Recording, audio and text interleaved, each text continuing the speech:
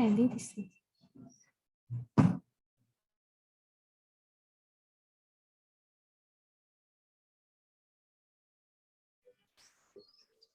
আমি এখনো অ্যাক্সেসটা পাইনি, শেয়ার করার অ্যাক্সেসটা আমি পাইনি এখন।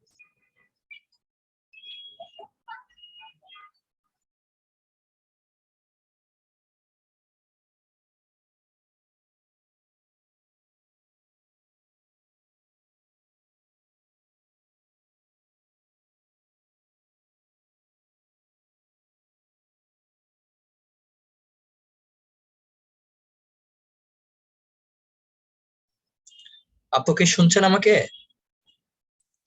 হ্যাঁ আমি শুনতে পাচ্ছি। আসলে এখানে কো-হোস্টের অপশনটা মানে এই আইডি থেকে কো-হোস্টের অপশনটা আসে না, তো আমি আপনাকে অ্যালাউ করে দিচ্ছি, বাট আপনি একটু এখন দেখবেন হচ্ছে কিনা।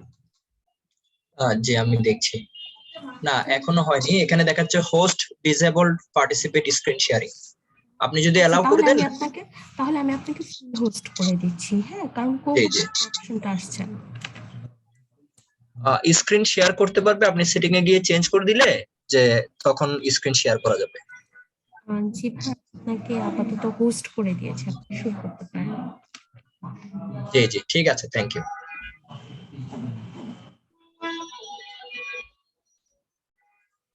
আসসালামু আলাইকুম ওয়া রাহমাতুল্লাহ। আশা করি সবাই ভালো আছেন, শুনছেন আমাকে? একটু কনফার্ম করবেন। জি ভাই শোনা যাচ্ছে। আমাদের আজকের ক্লাসটা হচ্ছে লেকচার 1, 2, 3 এর সলভ ক্লাস নাকি? জি ভাইয়া। হ্যাঁ, এখন আমি এই আপনাদের কাছ থেকে যে লেকচার 1, 2, 3 যে প্রবলেমগুলো আপনারা ফেস করেছেন পড়াশোনা করে, এই যেহেতু আমাদের 3টা লেকচার হয়ে গেছে, তো কে কোন জায়গায় প্রবলেম ফেস করছেন আমি একটু একটু গো থ্রু করে যাব। তো ওখানে যদি আপনাদের কোনো প্রবলেম থাকে আপনারা আমাকে বলবেন। যেমন অর্থায়নের সূচনা, অর্থায়নের ইতিহাস, এগুলোতে কি কারো কোনো প্রবলেম ছিল কিনা?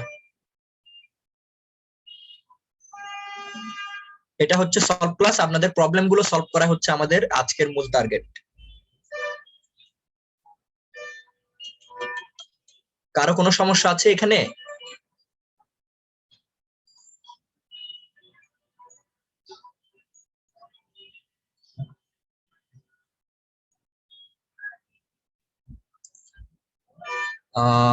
আপনারা একটু রেসপন্স করবেন, কারো কোনো সমস্যা আছে কিনা?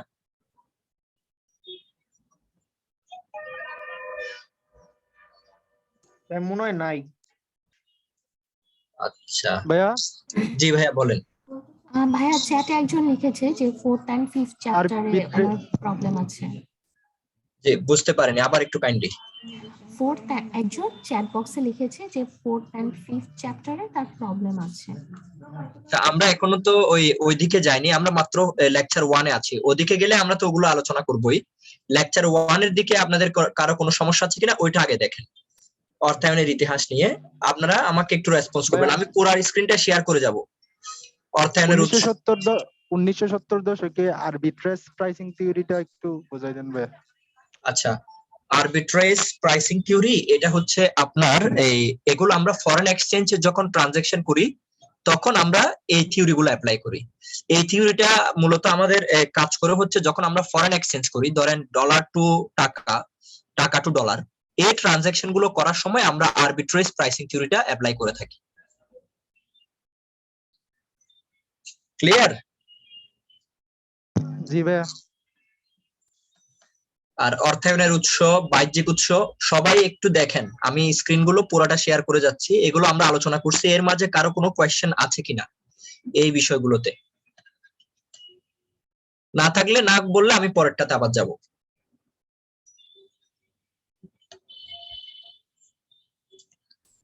এরপরে অর্থায়নের কার্যাবলীগুলো তহবিল সংগ্রহ, স্বল্পমেয়াদী সম্পদ ব্যবস্থাপনা, মূলধন বাজেটিং, তহবিলের বন্টন। অর্থায়ন কার্যাবলীতে প্রভাব বিস্তারকারী উপাদান সমূহ।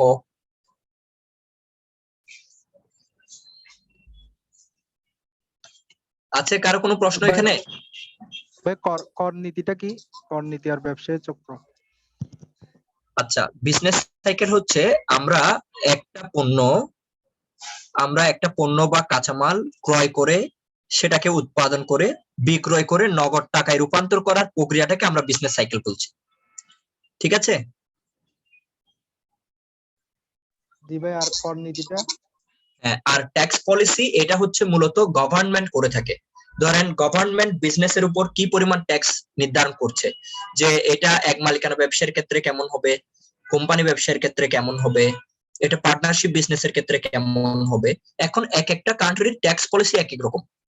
যেমন আমাদের এখানে যদি আমরা দেখি যে ব্যাংকিং কোম্পানি যেগুলো আছে সেগুলোকে এক ধরনের ট্যাক্স দিতে হয়, আবার নন ব্যাংক কোম্পানি যেগুলো আছে তাদেরকে একরকম ট্যাক্স দিতে হয়। এখন এই ট্যাক্সের উপর ভিত্তি করে আপনি আপনার বিজনেসটা করবেন। যে দেশের ট্যাক্স রেটটা কম আপনি প্রিফার করবেন ওখানে বিজনেসটা করতে। ধরেন আপনি সেম ইনভেস্ট করে আপনাকে ট্যাক্স দিতে হয় 40%, আবার সেম ইনভেস্টমেন্ট সেম রিটার্ন আপনাকে ট্যাক্স দিতে হয় 10%। আপনি কোন জায়গায় বিজনেসটা করবেন, 10% না 40%? যেখানে কম দিতে হয় সেখানে হ্যাঁ, এই 10%। ট্যাক্স পলিসির উপর আপনার বিজনেসটা ডিপেন্ড করবে।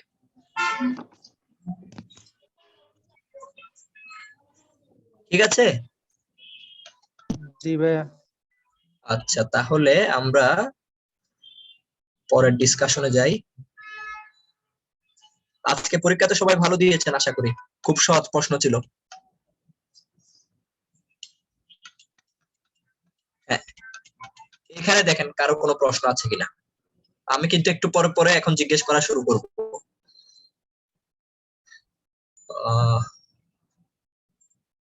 নাসিম ভাই আছেন? নাসিম ভাই,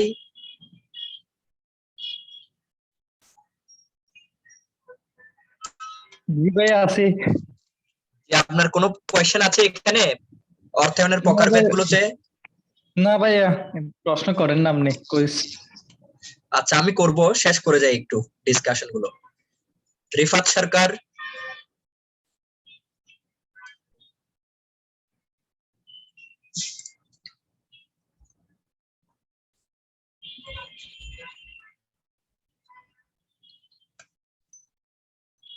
জুনায়েদ খান, জি ভাইয়া আছি। কোনো সমস্যা আছে এখানে? না ভাইয়া। তাহলে আপনি আমাকে অব্যবসায়ী প্রতিষ্ঠানের অর্থায়নটা একটু বলেন তো। ব্যবসায়ী প্রতিষ্ঠানের অর্থায়ন হচ্ছে যেগুলার মানে প্রধান উদ্দেশ্য মুনাফা অর্জন থাকে না, মানুষের জনকল্যাণের জন্য যে অর্থায়ন করা হয়, যেমন হাসপাতাল, এতিমখানা। মানে ওরা হচ্ছে বাহিরের অনুদান থেকে ওদের অর্থায়নটা করে, মানে অন্য মানুষের অনুদান থেকে যারা ওদের কে অনুদান দেয় তার মাধ্যমে প্রতিষ্ঠান অর্থায়ন করে। ওদের প্রধান লক্ষ্য হচ্ছে মুনাফা অর্জন নয়, জনকল্যাণ। তাহলে আচ্ছা, হ্যাঁ এক্স্যাক্টলি। মাহারিন আছেন আপনি?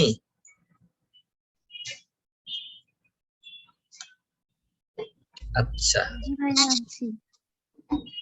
সরকারি অর্থায়নটা একটু বলবেন এটা কিরকম? সরকারি অর্থায়নটা হচ্ছে জি সরকার আয় আয় ও ব্যয় না, জি। আচ্ছা বলতেছি। না, আপনি যেটা বোঝেন ওইটাই বলেন, শীটের সাথে হুবহু হতে হবে এমন কোনো কথা নাই, আপনি যে জিনিসটা বুঝেন সেটা বলেন।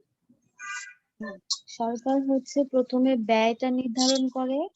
তারপর আয়টা নির্ধারণ করে। আচ্ছা, সরকার কেন এই অর্থায়নটা করে থাকে? জনকল্যাণের উদ্দেশ্যে। আচ্ছা, আপনি কি আজকে ফার্স্ট ক্লাস করছেন নাকি? না, এর আগেও করেছি। ঠিক আছে, তাহলে বিজনেস অর্থায়নের মূল লক্ষ্যটা কি হতে পারে, ব্যবসায় অর্থায়নের মূল লক্ষ্যটা? সম্পদ সর্বাধিকরণ। মুনাফা সর্বাধিকরণ না? না, মূল লক্ষ্য মুনাফা সর্বাধিকরণ না। আচ্ছা, ঠিক আছে। সুবর্ণ শিহাব, জি আছি ভাই। আচ্ছা, কেন মুনাফা সর্বাধিকরণটা মূল লক্ষ্য না ব্যবসায়ের? মুনাফা সর্বাধিকরণ করলে হচ্ছে ওই কোম্পানির তো শেয়ারের মূল্য বাড়ে না, আর যদি সম্পদ সর্বাধিকরণ করা হয় তাহলে শেয়ারের মূল্য বাড়ে, ওই প্রতিষ্ঠানের কি সুনাম বৃদ্ধি পায়। না, আনসারটা তো হইলো না। এই আনসারটা দিতে পারবেন কে? কেন আমি বলি। মুনাফা? কে? আমি ভাইয়া। হ্যাঁ বলেন। ভাইয়া যদি আমি মুনাফা সর্বাধিকরণ করি অনলি ধরেন মালিকের আয়টা নিশ্চিত হবে, আর যদি সম্পদ সর্বাধিকরণ করি তাহলে মালিকের পাশাপাশি ঋণদাতা যারা আছে তাদের সুদ মানে তাদেরও প্রাপ্যটা মেটানো যাবে, তারপর সরকারকে কর দেওয়া যাবে ওইরকম। কেন আপনি কর কি সম্পদ থেকে দেন না মুনাফা থেকে দেন? অবশ্যই ভাইয়া কর তো ধরেন মুনাফা থেকে দেওয়া হয়। আর হচ্ছে আপনি ভাই আমি বলবো। জি, কে বলছেন? ভাই আমি আসিফ। হ্যাঁ আসিফ ভাই বলেন। ভাই একটা প্রতিষ্ঠান সম্পদ সর্বাধিকরণ করে, কারণ সম্পদ সর্বাধিকরণ অর্থের সময় মূল্য বিবেচনা করে, নগদ প্রবাহ জি। বিবেচনা করে। জি এটা দীর্ঘমেয়াদী পরিকল্পনা, এই কারণে সম্পদ সর্বাধিকরণ বিবেচনা করে মুনাফা সর্বাধিকরণের চেয়ে। হ্যাঁ একেবারে এক্স্যাক্টলি, এটা আমি আমার আলোচনায় বলেছিলাম বেশ কয়েকবার। এখন তাহলে এখন কথা বলবে হচ্ছে জুনাইদ খান, বলেন ঝুঁকির সাথে আয়ের সম্পর্কটা কেমন হবে? এটা সমমুখী ভাইয়া, আয় যত বাড়বে ঝুঁকিও তত বাড়বে। আচ্ছা তাহলে এবার সবাই একটু দেখেন তো, এখানে 7টা নীতি আছে, এখানে কারো কোনোটাতে কনফিউশন আছে কিনা বা বুঝতে সমস্যা আছে কিনা? ব্যবসায়ী চক্র নীতিটা ভাইয়া। আচ্ছা, ব্যবসায় চক্র নীতিটা হচ্ছে কি, আমরা এমন বিজনেস টার্গেট করব যেখানে আমরা দ্রুত নগদে আনতে পারি। দ্রুত আমি আমার পুরা ব্যবসায় আমার প্রোডাক্ট হোক সার্ভিস হোক সেটা দিয়ে আমি নগদে যত দ্রুত নিতে পারি ততটাই আমার লাভ হবে। যেমন কিরকম, ধরেন আপনি খেয়াল করেন, আপনি মুদির দোকানে পণ্য বিক্রি করেন, আবার আপনি শিপ বিক্রি করেন, শিপ শিপ মানে বড় বড় জাহাজ উৎপাদন করে বিক্রি করেন, তাহলে কার বিজনেস সাইকেলটা কুইক হবে বলেন তো? আরেকবার বলেন ভাইয়া, বুঝিনি। আচ্ছা, প্রথমে বিজনেস সাইকেল হচ্ছে কি, পণ্য কিনে বা উৎপাদন করে তা বিক্রি করে নগদ টাকায় রূপান্তর করাটাকে বলছি বিজনেস সাইকেল। এখন দুইজন ব্যবসা করে, একজন হচ্ছে মুদির দোকান, সে পণ্য কিনে আনছে পাইকারের কাছ থেকে বিক্রি করে দিচ্ছে, আরেকজন হচ্ছে সে জাহাজ বানায়, এখন সে জাহাজ বানিয়ে সে বিক্রি করে। এখন কার বিজনেস সাইকেল কুইক হবে? মুদির দোকানেরটা, ও তো মুদির দোকানের, কারণ এ শিপ বানানোর জন্য সে পণ্য ওই বড় বড় লোহা আমদানি করে, সেটা বানাতে গেলে তার মিনিমাম 5 থেকে 6 মাস লাগছে, দেন সেটা সে সেল করতেছে নাকি? তাহলে এর বিজনেস সাইকেলটা বড়, এর বিজনেস সাইকেল ছোট। এখন আমরা প্রিন্সিপালস অফ বিজনেস সাইকেল দেখবো, আমার ব্যবসায়ের সাথে আমার বিজনেস সাইকেলটা দেখবো কেমন। আমার ব্যবসার পরিধির সাথে আমার বিজনেস সাইকেল নির্ভর করবে। যার ব্যবসার পরিধি ছোট তার বিজনেস সাইকেল ছোট হবে, যার ব্যবসার পরিধি বড়। কার ইনভেস্টমেন্ট বেশি, মুদির দোকানের নাকি শিপ মালিকের? শিপ মালিকের। হ্যাঁ, তাহলে তার ব্যবসার আওতাও পরিধি বড়, তার বিজনেস সাইকেল বড়।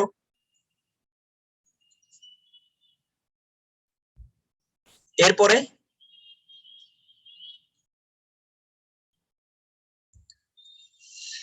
ফারহানা আছেন আপনি?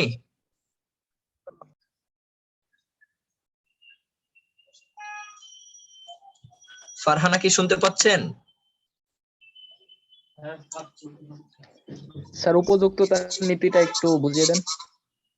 আচ্ছা, হ্যাজিং প্রিন্সিপাল। আচ্ছা, এখানে উপযুক্ততার সাস্টেনেবিলিটি যেটা, সেটা হচ্ছে কি, আমি যখন শর্ট টার্ম মানে আমি যখন বিজনেসটা শর্ট টার্ম করব তখন আমি ট্রাই করব আমার লোন গুলো শর্ট টার্মে নিতে। আমি যখন লং টার্ম বিজনেস করব তখন আমি ট্রাই করব আমি লং টার্ম থেকে লোন গুলো নিতে। এটাকে বলছে উপযুক্ততার, মানে আপনার যেটা আপনার জন্য উপযুক্ত আপনি সে কাজটা করবেন। যেমন ধরেন আপনি 3 মাস মেয়াদি একটা ব্যবসা করছেন, তাহলে এখন আপনি লোন নেবেন 3 মাস মেয়াদি। আপনি 5 বছর মেয়াদি লোন নিলে এখানে আপনাকে এই যে বিজনেস শেষ হয়ে যাবে আপনাকে সুদ দিতে হতে থাকবে, দিতেই হবে এরকম। তো এখানে প্রিন্সিপালস অফ সাস্টেনেবিলিটি বা উপযুক্ততার নীতিতে বলা হচ্ছে যে আমি যদি শর্ট টার্ম বিজনেস করি তাহলে আমার লোনটা আমি শর্ট টার্ম সোর্স থেকে নিব, আর আমি যদি লং টার্ম বিজনেস করি তাহলে আমার লোনটা লং টার্ম সোর্স থেকে নিব। বুঝতে পেরেছেন? জি ভাই। ভাইয়া নগদ প্রবাহ নীতি। নগদ প্রবাহ নীতির কথা হচ্ছে আপনি সবসময় নগদকে গুরুত্ব দিবেন। সব সময় নগদের উপর ভিত্তি করে আপনি ফাইন্যান্সের কাজ করবেন এবং আপনার টোটাল ডিসিশন মেকিং এর ক্ষেত্রে আপনি সব সময় নগদকে প্রায়োরিটি দিবেন।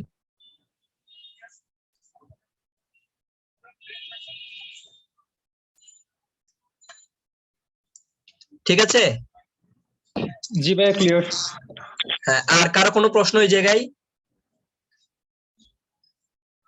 না ভাইয়া। আচ্ছা, আজকে পার্টিসিপেন্ট কম কেন বলেন তো? আপনারা তো এমনি অনেক থাকেন। আর সবার পরীক্ষা কেমন হয়েছে? আলহামদুলিল্লাহ ভাইয়া। আচ্ছা, ভালো হয়েছে একজনের, আর বাকিদের ভালো হয় নাই? ভালো হয়েছে ভাই, আলহামদুলিল্লাহ।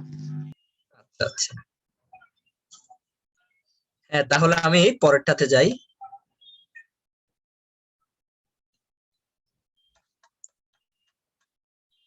আচ্ছা, এখানে 3টা ডিসিশন দেওয়া আছে, অর্থায়নের ব্যবস্থাপকের 3টা গুরুত্বপূর্ণ সিদ্ধান্ত। এগুলোতে কারো সমস্যা আছে কিনা একটু দেখেন। ভাইয়া ওই তিনটে একটু এক লাইন করে সামারাইজ করে দেন। আচ্ছা, ম্যাথের ক্যালকুলেটর ছাড়া পার্সেন্টেজ বের করতে পারেন না, এটা আমি এখন শিখিয়ে দিব, এটা কোনো কাজই না। আমি একটা কোয়েশ্চেন দিয়েছিলাম যে আয় হচ্ছে 2 লক্ষ টাকা, 20% হচ্ছে এই কর হার, এরপরে শেয়ার হোল্ডারদের শেয়ার প্রতি আয় কত, এরকম একটা কোয়েশ্চেন ছিল না আজকে পরীক্ষায়? জি ভাইয়া, করছি ওইটা। আনসার কত বলেন একজনে? ক্যালকুলেটর দিয়ে না ক্যালকুলেটর ছাড়া? ভাইয়া উইথাউট ক্যালকুলেটর ছাড়া ভাইয়া। হ্যাঁ, ক্যালকুলেটর ছাড়া এটা করা যায়। আচ্ছা, এটা আমি শিখিয়ে দিব, এটা ক্যালকুলেটর ছাড়া করা যায়। যিনি প্রশ্ন করেছেন আপনি আমাকে একটু আবার বলবেন, আপনারা একটু কথা বলবেন। হ্যাঁ, ইনবক্স আমি সব সময় চেক করি না, অনেক সময় ওই যে এদিকে লেকচার দিতে দিতে ইনবক্সটা চেক করা হয়। হ্যাঁ, এখন আমরা যদি এই 3টা সিদ্ধান্ত দেখি, যে বিনিয়োগ সিদ্ধান্ত আমি এমন ভাবে নিব যে আমার যে জায়গা থেকে আমার রিটার্নটা সর্বোচ্চ হবে। আমার অনেকগুলো প্রজেক্ট থাকবে, এই প্রজেক্ট গুলোর মধ্যে থেকে যে প্রজেক্টে আমার রিটার্ন সবচেয়ে বেশি হবে আমি সেইখানে আমার ইনভেস্টমেন্টটা করব। আর অর্থায়ন সংক্রান্ত যে ডিসিশন, ফাইন্যান্সিং ডিসিশন, সেটা হচ্ছে কি আমি এমন সোর্স থেকে ফাইন্যান্সিং করব, এমন উৎস থেকে আমি আমার মূলধনটা সংগ্রহ করব যেই উৎসে আমার মূলধনের ব্যয়টা সবচেয়ে কম হবে। আর লভ্যাংশ সিদ্ধান্তের হচ্ছে আমার কিছু, এখানে লভ্যাংশ সিদ্ধান্তের ক্ষেত্রে হবে যে আমি আমার যে মুনাফাটা হবে তার কতটুকু অংশ আমি শেয়ার হোল্ডারদের মাঝে বন্টন করব, আর কতটুকু অংশ আমার ভবিষ্যৎ বিনিয়োগের জন্য আমি রেখে দিব। ঠিক আছে?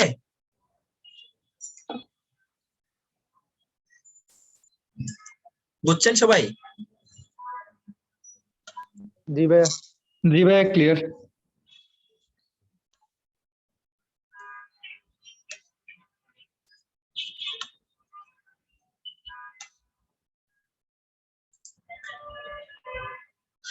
আর আমাদের ওই সম্ভবত মাহারিন কোয়েশ্চেনটা করেছে না, ওই যে কিভাবে পার্সেন্টেজটা ক্যালকুলেট করব নাকি? জি ভাইয়া। হ্যাঁ, আচ্ছা, আমাদের ওখানে এই কোয়েশ্চেনটা একটু কেউ মনে করতে পারবেন ওখানে কি কি ছিল? ভাইয়া ওইখানে ছিল কর পূর্ব মুনাফা, তারপর কর হার, তারপর সাধারণ শেয়ার সংখ্যা, তারপর হচ্ছে সংরক্ষিত আয়। আচ্ছা, আমাদের কর পূর্ব মুনাফা দিয়েছিল 2 লক্ষ টাকা মেবি, নাকি? 1 লক্ষ মনে হয় ভাইয়া। 1 লক্ষ না, 2 লক্ষ 1 ছিল। লক্ষ ভাইয়া, 1 লক্ষের উপর 20%। আচ্ছা আচ্ছা, আমি ধরেন 2 লক্ষের উপর ধরে করতেছি, সমস্যা নেই। আচ্ছা, কত পার্সেন্ট বলছে? 20%। মাহারিন আপনি খেয়াল করেন কত পার্সেন্ট বলছে? মাহারিন কোথায় আছেন? জি ভাই আছি। 2 লক্ষ টাকা আমি এইভাবে লিখছি, আমাকে কত পার্সেন্ট বলছে? 20% নাকি? জি। আচ্ছা, এখন 20% মানে কি, পার্সেন্টেজটা এটার সাথে আমাদের গুণ হবে, গুণ দিব। এখন দেখেন কত পার্সেন্ট, 20 বলছে না, এই যে 20। এখন পার্সেন্ট মানে কি, শতকরা নাকি মাহারিন? জি জি। তাহলে শতকরা হলে নিচে 100 দ্বারা ভাগ হবে,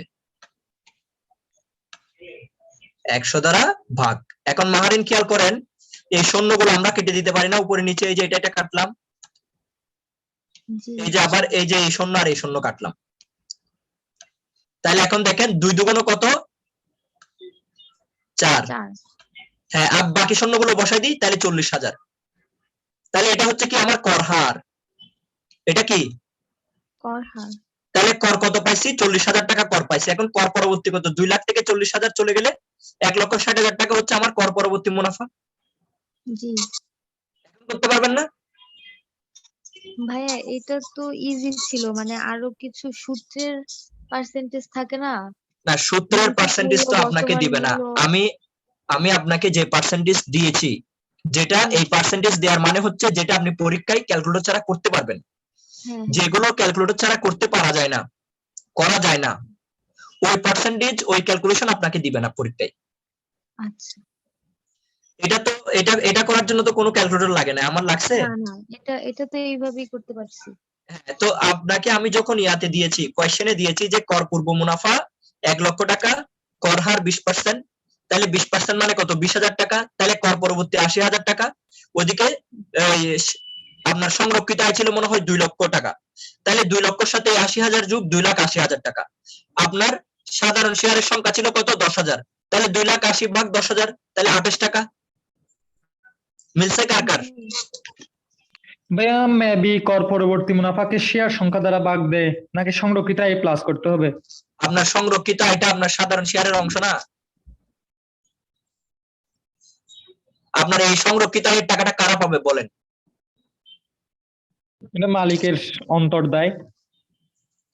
এটা মালিকের শেয়ার অন্তর্দায় না, তো এটা মালিক পাবে না এই শেয়ার টাকাটা। হোল্ডাররাই পাবে। এটা তাদের আয়ের একটা অংশ ওখানে চলে গেছে।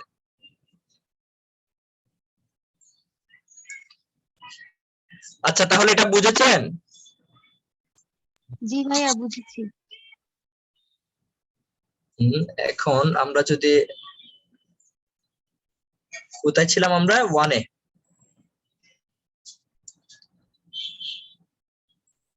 ক্যালকুলেশন গুলো এভাবে দিবে যেটাতে আপনি হচ্ছে এই কি বলে আপনার কি করতে পারেন, মানে যেখানে আপনি ক্যালকুলেটর ছাড়া আপনি কাজগুলো করতে পারেন। এই যে এখন দিছে মুনাফা সর্বাধিকীকরণ আর সম্পদ সর্বাধিকীকরণ, এটাতে কারো কোনো কনফিউশন আছে কিনা?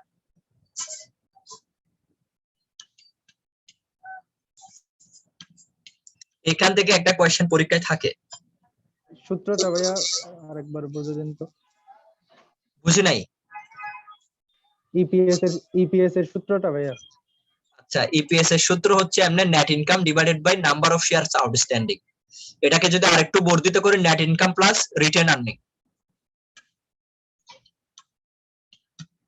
Income after tax divided by number of ordinary share. ঠিক আছে, এখন এখানে আপনার কি নাই, ওই কি বলে রিটেন আর্নিং দেয়া নাই।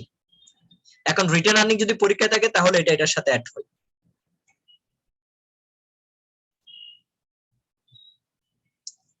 আর মুনাফা সর্বাধিকীকরণটা কি? আর এটা কি ভাইয়া মুনাফা, কর পরবর্তী মুনাফার সাথে সংরক্ষিত আয় যোগ করে তারপর শেয়ার জি সংখ্যা দ্বারা ভাগ। জি। আপনার মুনাফা সর্বাধিকীকরণ বলতে আমরা যেটা বুঝি সেটা হচ্ছে কোম্পানির আয় বাড়িয়ে ব্যয় কমিয়ে অথবা বিক্রয় বৃদ্ধি করে মুনাফার পরিমাণটাকে বাড়ানোটাকে আমরা বলছি মুনাফা সর্বাধিকীকরণ। আর সম্পদ সর্বাধিকীকরণ যে আমরা যেটা বুঝি সেটা হচ্ছে কি, মাধ্যমিক বাজারে শেয়ারের বর্তমান মূল্য বৃদ্ধির মাধ্যমে শেয়ারের বর্তমান মূল্য বৃদ্ধিকরণের যে প্রক্রিয়া সেটাকে আমরা বলছি ওয়েলথ ম্যাক্সিমাইজেশন। কি শেয়ারের মানে সবগুলো শেয়ারের মূল্য বৃদ্ধি নাকি নাকি প্রতিটি শেয়ারের মূল্য বৃদ্ধি ভাইয়া? বুঝি নাই, আবার যদি একটু বলতেন। কোম্পানিতে যতগুলো শেয়ার থাকবে সবগুলো শেয়ারের মূল্য বৃদ্ধি পাবে একসাথে, নাকি আলাদা আলাদা প্রত্যেকটার মূল্য বৃদ্ধিকে বোঝায়? আপনার আমরা কিভাবে করতেছি দেখেন, ধরেন আমি টোটাল আমার ইয়াটাকে, কোম্পানির যে ভ্যালু, সেই ভ্যালুকে যখন আমি শেয়ার সংখ্যা দ্বারা ভাগ করছি, তো সেখানে টোটাল সব শেয়ারের সংখ্যা চলে আসছে না? হ্যাঁ আসছে ভাইয়া। হ্যাঁ, তাহলে এখানে তো প্রতিটিরও দরকার নাই, আপনার আলাদা আলাদা দরকার নেই। আমরা ধরে নিচ্ছি শেয়ারের মূল্য বাড়ছে মানে এটা সবগুলো শেয়ারের মূল্য বেড়ে গেছে। যেমন এরকম তো হয় না, এরকম কি কখনো শুনছেন, ধরেন বেক্সিমকো লিমিটেড কোম্পানির শেয়ারের মূল্য এখন 100 টাকা, এখানে 100 টাকার মানে কি, যারা এই শেয়ারের মালিক সবার শেয়ারের দাম 100 টাকা নাকি এরকম কারো 100 কারো 20 কারো 30? না ভাইয়া, সবার 100 টাকা। হ্যাঁ, এখন ধরেন 100 থেকে 150 হয়ে গেছে, তাহলে 100 থেকে 150 হয়ে গেছে। এখন দেখেন 100 জন শেয়ারের মালিক 100 টাকা করে, তাহলে কত টাকা? 100 × 100 10,000 টাকা। এখন এখন ধরেন 2 ঘন্টা পরে শেয়ারের দাম বেড়ে 50 টাকা করে হয়ে গেছে, তাহলে 100 × 150 তাহলে 15,000 টাকা।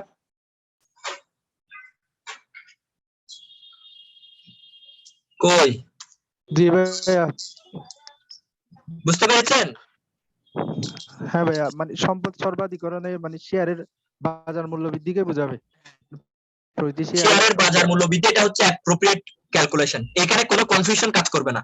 প্রফিটের মধ্যে এটা কি কর পূর্ব, কর পরবর্তী, তারপর হচ্ছে আপনার সংরক্ষিত মুনাফা নাকি সংরক্ষিত মুনাফা না, তারপর হচ্ছে কি এটা কি পরিচালন মুনাফা নাকি সুদ ও কর পরবর্তী মুনাফা। এখানে মুনাফার মাঝে অনেক ধরনের কনফিউশন রয়ে গেছে, কিন্তু এটাতে কোনো কনফিউশন নাই। জি ভাইয়া, বুঝতে পারছি। আর বাসায় একটু পড়াশোনা করতে হবে। আপনারা পড়াশোনা করেন কিনা কে জানে? করেন? জি ভাইয়া, করি।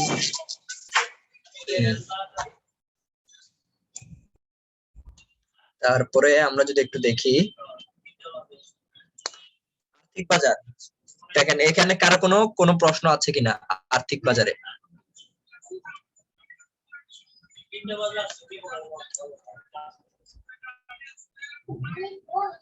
জি ভাই, আর্থিক আমার বাজারে কোশ্চেন ছিল আর্থিক বাজারে, জি আর্থিক বাজারে ভাইয়া সমস্যা হচ্ছিল। বলেন কোন জায়গায় সমস্যাটা হচ্ছে? ধরেন ভাইয়া, প্রথম অধ্যায়ে অর্থায়নের সূচনার মধ্যে আমরা যেগুলো মানে ধরেন অর্থায়নের ব্যবসায়ের ক্ষেত্রে অর্থায়নের গুরুত্ব অথবা যে টপিক গুলো পরীক্ষার মধ্যে আসে না এগুলো মানে তেমন গুরুত্ব দিই না। আর্থিক বাজারের ক্ষেত্রে আমরা কোন কোন টপিক বেশি গুরুত্ব দিয়ে পড়বো, কোনগুলো একটু স্কিপ করবো, ওইগুলাই বুঝতে পারতেছি না। চ্যাপ্টারটা তো বই অনেক হিউজ পরিমাণে আছে। আপনি এডমিশন টেস্টের ক্ষেত্রে আপনাকে কোনো শর্ট সিলেবাস বলেছে? না ভাইয়া, ওই রকম বলতেছি না। আপনার ধরেন এখানে তো ধরেন প্রথম অধ্যায়ে ধরেন তেমন মানে যেগুলো রিডিং এর মতো আছে পরীক্ষায় তেমন আছে মানে কম পড়ি। ওইখানের ক্ষেত্রে কোনটা ফলো করবো? এখানে তো বইয়ের মধ্যে অনেক বড় চ্যাপ্টার ওইটা। আর্থিক বাজারে আমি যখন ক্লাস নিছি টোটাল শেষ করছি না? জি ভাইয়া, শেষ করছি। হ্যাঁ, এখন আর্থিক বাজার চ্যাপ্টারটা খুবই গুরুত্বপূর্ণ। ফাইন্যান্সের এখান থেকে 3-4টা কোয়েশ্চেন হবে। প্রথম অধ্যায়ে এটা সূচনা, ওখান থেকে তেমন একটা কোয়েশ্চেন আসবে না, কিন্তু এইটা হচ্ছে একেবারে মূল বিষয়।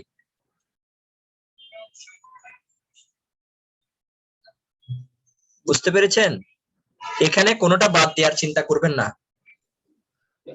স্যার বলছি, পূর্ণ ক্রয় চুক্তি আর কল মানি বাজার মুদ্রা বাজারের যে হাতিয়ার, এই দুইটা একটু বুঝিয়ে দিলে ভালো হতো। কে বলেছেন? আমি স্যার। আপনার নামটা কাইন্ডলি? আসিফ। আচ্ছা আচ্ছা, আসিফ ভাই, পুনঃক্রয় চুক্তি আর হচ্ছে কল মানি রেট, এই তো? জি স্যার। আচ্ছা, কল মানি রেটটা হচ্ছে জেনারেলি যখন এই আর্থিক প্রতিষ্ঠানগুলো যেমন ধরেন আর্থিক প্রতিষ্ঠান বলতে ধরেন সোনালী ব্যাংক একটা ব্যাংক, ডাচ বাংলা ব্যাংক একটা ব্যাংক। এখন সোনালী ব্যাংক ডাচ বাংলা ব্যাংকে কি করছে? লোন দিচ্ছে। সোনালী ব্যাংক ডাচ বাংলা ব্যাংকে লোন দিচ্ছে একেবারে স্বল্প সময়ের জন্য, সর্বোচ্চ 7 দিন। এই যে একেবারে অল্প সময়ের জন্য যখন একটা আর্থিক প্রতিষ্ঠান আরেকটা আর্থিক প্রতিষ্ঠানকে, কোনো ব্যক্তিকে না, একটা আর্থিক প্রতিষ্ঠান আরেকটা আর্থিক প্রতিষ্ঠানকে যখন লোন দিচ্ছে তখন সেটাকে আমরা বলছি কল মানি মার্কেট, সেই মার্কেটটাকে। আর যে রেটের লোন দেয় সেটাকে আমরা বলি কল মানি রেট, এবং এটা অনেক চড়া সুদে লোন দেয় একটা প্রতিষ্ঠান আরেকটা প্রতিষ্ঠানকে একেবারে কম সময়ের জন্য, সর্বোচ্চ 7 দিন। বুঝতে পেরেছেন? জি ভাইয়া, মানে একটা প্রতিষ্ঠান আর একটা প্রতিষ্ঠানকে লোন দেয়, যে টাকা সেটা হলো কল মানি বাজার, আর যেই হারে লোন দেয় সেটা হলো কল মানি রেট। ইয়েস। আর বেসিক্যালি এটা কোনো ব্যক্তিকে দেয়া হয় না, একটা ফাইনান্সিয়াল ইনস্টিটিউশন আর একটা ফাইনান্সিয়াল ইনস্টিটিউশনকে লোন দিবে।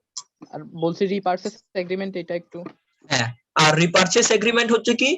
সেলিং সিকিউরিটিজ, মানে সিকিউরিটি আমি বিক্রি করছি আপনার কাছে, বিক্রি করে আমি আপনাকে বলছি 3 মাস পরে এই সিকিউরিটিজ আমি আপনার কাছ থেকে কিনে নিব। এখন আমি যখন ধরেন সিকিউরিটিসটা বিক্রি করছি 3000 টাকায়, এখন আমি আপনার কাছ থেকে কিনে নিব 3500 টাকায়। ভাই এখানে কি ওই যে লাভ যে এক্সট্রা যে টাকায় কিনে নেবে ওইটাই লাভ? জি, ওটাই লাভ। এখানে কোনো সুদ থাকে না?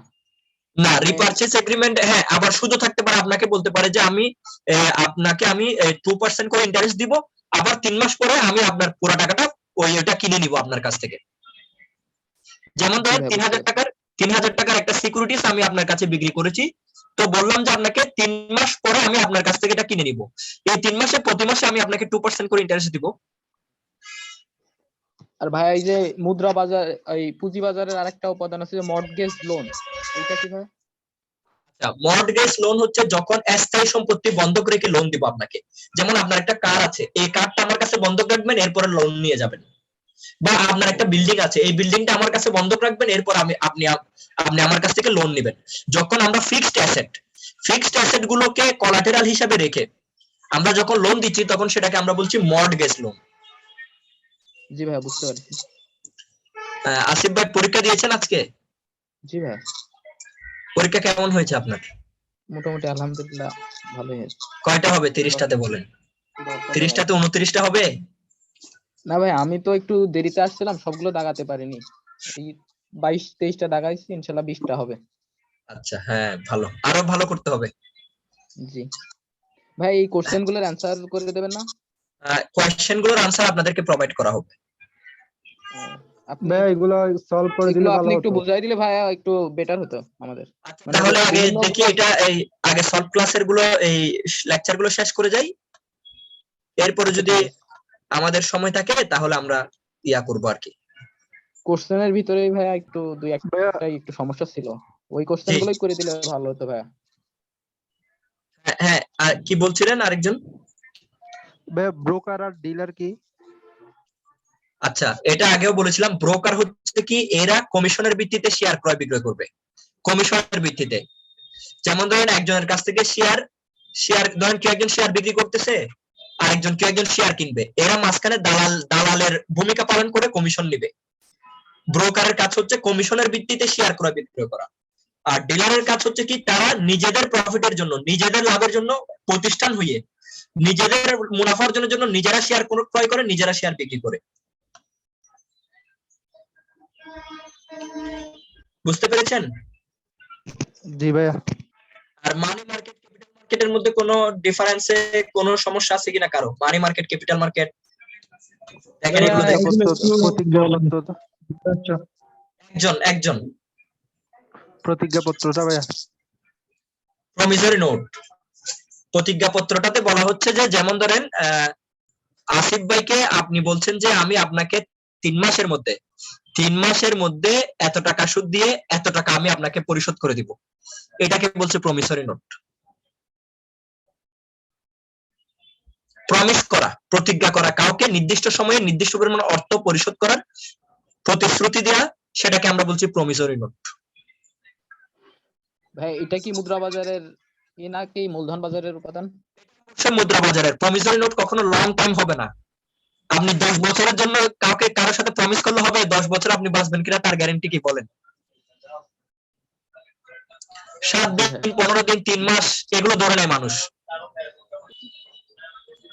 মূলত শর্ট টাইমের জন্য হয়। জি জি জি।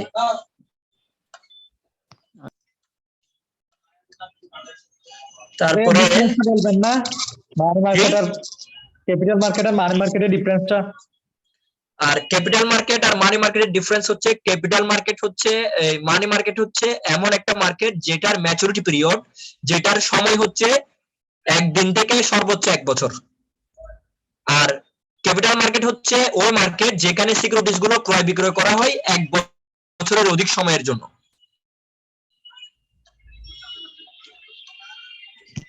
ভাইয়া ব্যাংকের স্বীকৃতিপত্রটা?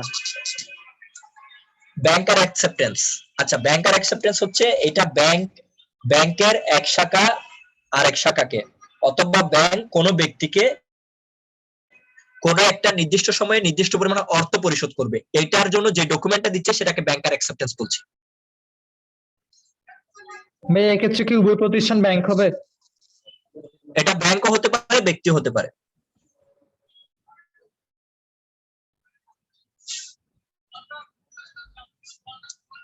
আর এখানে প্রাথমিক বাজার, মাধ্যমিক বাজার, ওভার দা কাউন্টারে কোনো সমস্যা? ভাইয়া ওভার দ্য কাউন্টারটা বললে হবে। আচ্ছা, আর সবার কি প্রাথমিক আর মাধ্যমিক ক্লিয়ার? জি ভাইয়া। কাউন্টার হচ্ছে যে কোম্পানিগুলো স্টক এক্সচেঞ্জে লিস্টেড হবে না, অর্থাৎ শেয়ার বাজার যেগুলো আছে, যেমন আমাদের বাংলাদেশের ডিএসসি ও সিএসসি তে লিস্টেড না, যে বাজারে শেয়ার ক্রয় বিক্রয় করে সেটাকে আমরা বলছি ওভার দা কাউন্টার মার্কেট। জি ভাইয়া বুঝছি। ভাইয়া ব্যাংক ড্রাফটটা কি ব্যাংকে কি অন্য একজন গ্রাহককে দেয় নাকি ব্যাংক টু ব্যাংক? না, ব্যাংক ড্রাফট হচ্ছে ব্যাংক অন্য একজন গ্রাহককে, ওই ব্যাংকের কোন শাখাকে অর্ডার করবে এত টাকা দেন।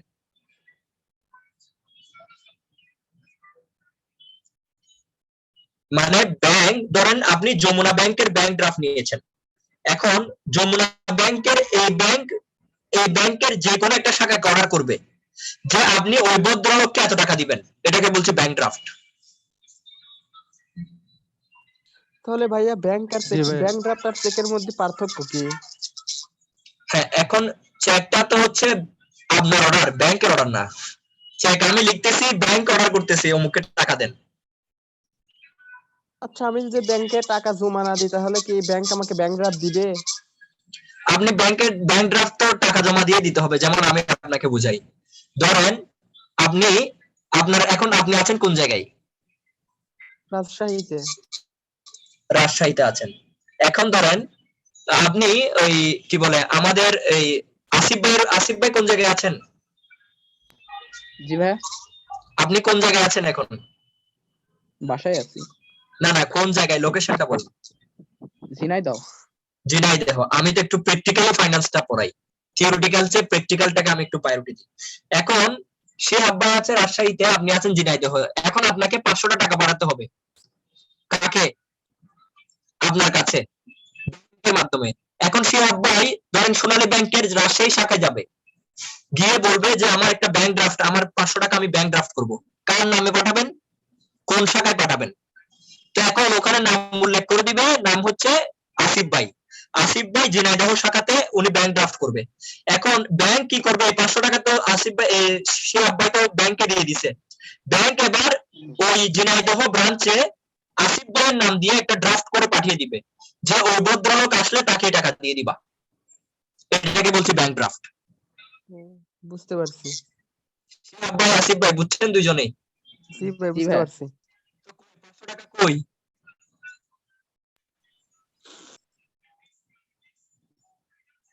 এই যে কোনো কথা নাই, 500 টাকা কার কাছে আছে এখন?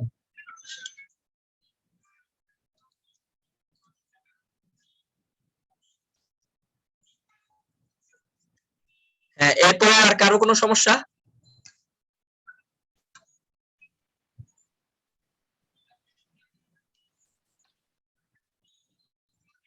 এবার আমরা টুটাতে চলে যাই।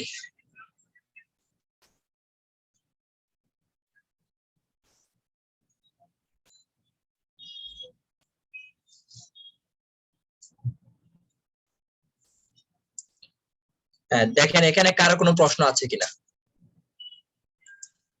আসিফ ভাই,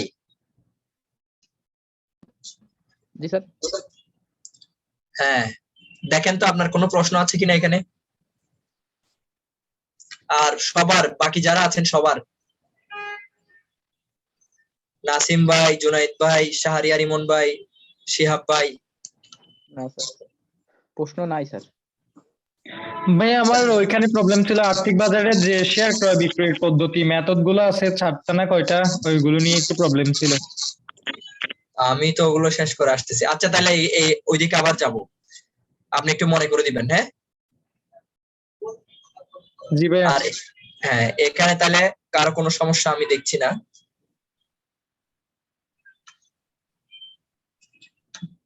হ্যাঁ, আমি যাচ্ছি, স্ক্রিন যাচ্ছি, আপনাদের যেখানে সমস্যা হবে বলবেন, আমি ওখানে স্টপ করব।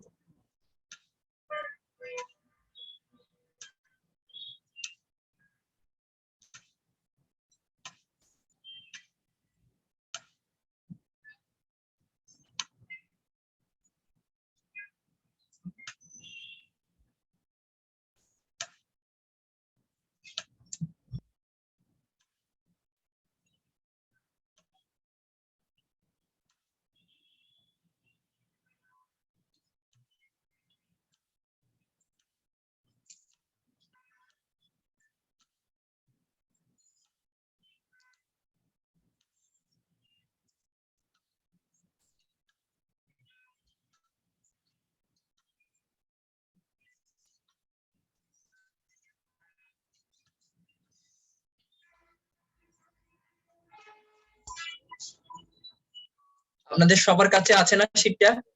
জি ভাইয়া।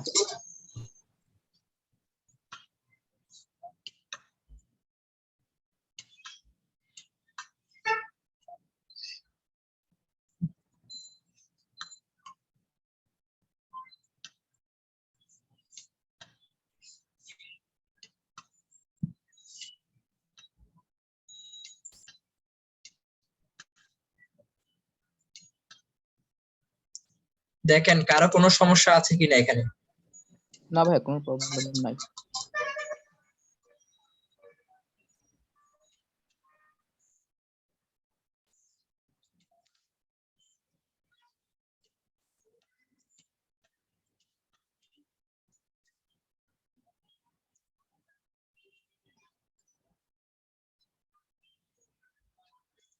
শাহরিয়ার ইমন ভাই আছেন? জি ভাইয়া আছি। আয় বিবরণীটা কি একটু বলতে পারবেন? আয় বিবরণী, জি ভাইয়া। আয় বিবরণী কি? আয় বিবরণীটা কি জিনিস একটু বলেন তো শুনি। আয় বিবরণী বা আয় বিবরণী হচ্ছে যে আয় আর ব্যয়ের মধ্যে যে ডিফারেন্সটা বাইর করি আমরা, ওটা হচ্ছে আয় বিবরণী। হইছে? অ্যাকচুয়ালি ভাইয়া তো আমি আমি বলছি যে আপনার অ্যাকাউন্টিং এর বেসিসের উপর। এখন তো ভাই মনে করেন আমি ক্লাসগুলো করতেও পারি না, হয়তো করিও নাই, ফিনিশ ক্লাস করা হয় না আপনার। আপনি আর যদি হয় আপনি একটু ক্লিয়ার করে দেন। হ্যাঁ হ্যাঁ, না সেটা তো আমি অবশ্যই দিব। আহ, আপনি অ্যাকাউন্টিং এর বেসিসে বলেন তো তাহলে আয় বিবরণীটা অ্যাকাউন্টিং এর বেসিসে বলেন, ফাইন্যান্সের বেসিসে বলার দরকার নেই। আবার বলেন একটু, আমি ক্লিয়ার শুনতে পাই নাই।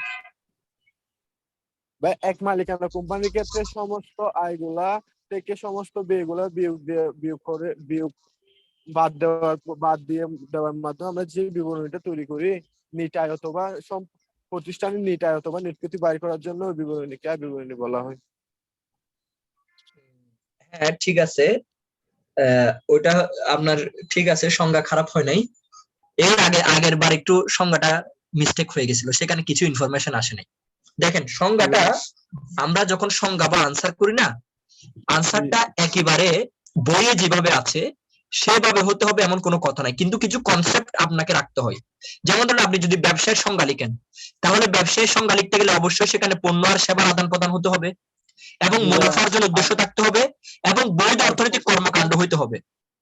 বৈধ হতে হবে সকল কার্যক্রম। জি ভাই। এই তিনটা জিনিস ঠিক রেখে যদি আপনি সারাদিন লিখেন,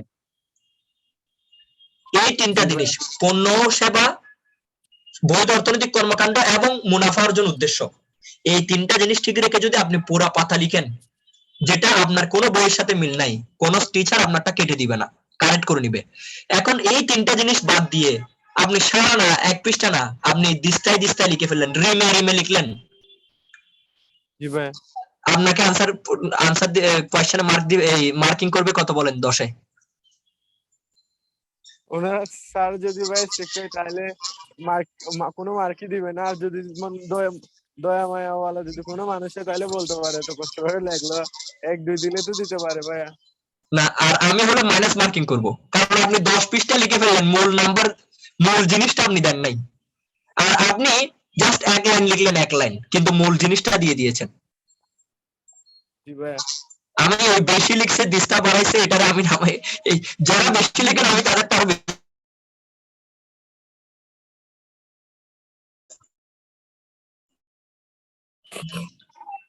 জি ভাইয়া। তো এই জন্য ওই মূল জিনিসটা, আয় ব্যয় বিবরণীটাকে যদি আমরা মূল জিনিস বলি, যে যে বিবরণী একটা নির্দিষ্ট হিসাবকালের জন্য প্রস্তুত করা হবে, নির্দিষ্ট দিনের জন্য না, নির্দিষ্ট হিসাবকালের জন্য প্রস্তুত করা হবে, এবং যা প্রতিষ্ঠানের আর্থিক ফলাফল প্রদর্শন করবে। আর্থিক ফলাফল যে আপনি যেটা বলেছেন সেটা কারেক্ট। ওই যে আয় থেকে ব্যয়, আয় থেকে ব্যয় মাইনাস করলে আমরা আর্থিক ফলাফলটা পাই, বা নিট আয় বা নিট ক্ষতি, এটাকে বলছি আমরা ফাইন্যান্সিয়াল পারফরম্যান্স। আর্থিক ফলাফল প্রকাশ করে সেটাকে আমরা বলছি আয় বিবরণী। এই যে কিছু জিনিস দেখেন, আপনারা স্টাডি করার সময় বইয়ের মধ্যে দেখবেন কিছু কিছু মূল কথা থাকে, এই মূল কথাগুলো আপনি মাথায় রেখে আবার ইচ্ছা মতো লিখেন, কোনো সমস্যা নাই। এখন মূল কথাটা না রেখে আপনি ইচ্ছা মতো এমন লেখা লিখলেন, তো কিছু তো হইল না। জি ভাই। বুঝতে পেরেছেন? জি। আপনাদেরকে একটা ঘটনা বলে, আমি তখন মেবি থার্ড ইয়ারে ছিলাম। আমাদের একটা কোর্স ছিল, কোর্সের নাম হচ্ছে, এটা মনে হয় হিউম্যান রিসোর্স ম্যানেজমেন্ট। এখন এটা অনেকটা ম্যানেজমেন্টের কোর্স, মানে ফাইন্যান্সে আছে আর কি কোর্সটা। তো ওখানে আমাদের এক ম্যাডাম একটা কোয়েশ্চেন দিয়েছে, এই কোয়েশ্চেন আমাদের কারো জানা নাই, কনসেপ্টের বাইরে। তো আমি মোটামুটি সব লিখে এটা খালি রেখে চলে যাবো, এমন টাইমে আমারই এক স্যার, ইউনিভার্সিটির স্যারে বলছে যে কি ব্যাপার, বসে আছো কেন? আমি একেবারে মানে এক্সাম হলে একেবারে স্যারের সামনে আর কি। তো বললাম না স্যার, এই জিনিসটা তো পারি না, এই জন্য। বলে আরে লিখো, লিখেন। আমি বলতেছি আমার তো এখানে কনসেপ্টই জানা নাই, আমি কি লিখবো এটা? বলে লিখেন লিখেন, কোন রকম পৃষ্ঠা পুরাই দেন, সমস্যা নাই, দেখবে না। এখন স্যার আমাকে এভাবে বলাতে আমি আরো সুন্দর করে, ওই যে আপনারা যেভাবে বানাবানা লিখেন আর কি পরীক্ষার হলে, আমি লিখলাম। লেখার পরে ম্যাডামে দেখে আমাকে আরো কয়েকজনকে যারা ওই সামনের বেঞ্চে ছিল, স্যারের এই কথা শুনছে, স্যার বলছে আরে লিখেন লিখেন, কিছু একটা লিখেন, সুন্দর করে ডাকছে। দেখে ম্যাডাম ওই পিছনের জিনিসগুলো পড়তেছে, বলে আপনারা এই কনসেপ্ট কোত্থেকে নিয়ে আসছেন, এই আইডিয়া কোত্থেকে নিয়ে আসছেন, আপনাদের থেকে একজনের এই বিষয়ের উপর বই লেখা দরকার। বুঝছেন? জি ভাইয়া।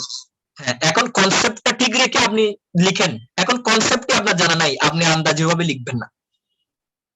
অ্যাটলিস্ট এডমিশন টেস্টের কথা বলছি। জি ভাইয়া। কারণ ইউনিভার্সিটি স্যাররা আমাদের খাতা যেহেতু পড়ে, আপনাদের গুলো নিশ্চয়ই আরো খুব ভালোভাবে পড়ে। জি ভাইয়া। ভাইয়া বলছি এই তুলনামূলক আর ওই সমাকারে বিশ্লেষণ, এই দুইটা একটু বুঝাই দিন, এর আগে হ্যাঁ। চলে গেছে উপরে। আচ্ছা আচ্ছা, কে শিহাব ভাই বলেছেন? না ভাই, আমি আসিফ। আসিফ ভাই। তুলনামূলক বিশ্লেষণ আর সমাকার বিশ্লেষণ। আচ্ছা, আমরা তুলনামূলক বিশ্লেষণ হচ্ছে কি, যখন আমরা একটা কোম্পানির বিভিন্ন বছরের, ধরেন এটা হচ্ছে 2021 সাল আর 2020 সাল, বা এটা 22 সালের তো এখনো স্টেটমেন্ট হয় নাই, যেহেতু ডিসেম্বর আসে নাই। ধরেন 21 সাল আর 20 সালের মধ্যে আপনি তুলনা করছেন, সেটাকে আমরা বলছি তুলনামূলক বিশ্লেষণ। আবার আমরা যখন ইয়ার বিবেচনা না করে ওই টাকার ফিগার গুলো নিয়ে বিবেচনা করছি, সম্পদ এত টাকা, দায় এত টাকা, যখন আমি টাকার অঙ্ক শতকরা পার্সেন্টেজে নিয়ে এসে, যে এই বছর সম্পদ ছিল 20%, এই বছর সম্পদ হয়েছে 10%, পার্সেন্টেজের মধ্যে এনে যখন আমি তুলনা করছি, তখন সেটাকে আমরা বলছি সমাকার আর্থিক বিশ্লেষণ। বুঝতে পেরেছেন? জি স্যার।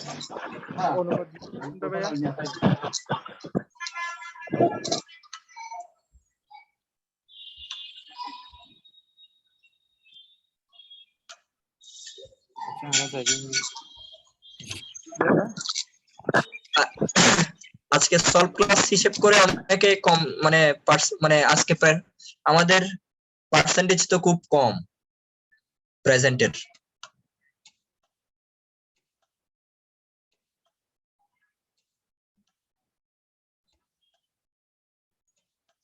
আমি যাচ্ছি, কারো কোনো প্রশ্ন আছে কিনা দেখেন, দেখলে আমি আনসার করবো ইনশাআল্লাহ।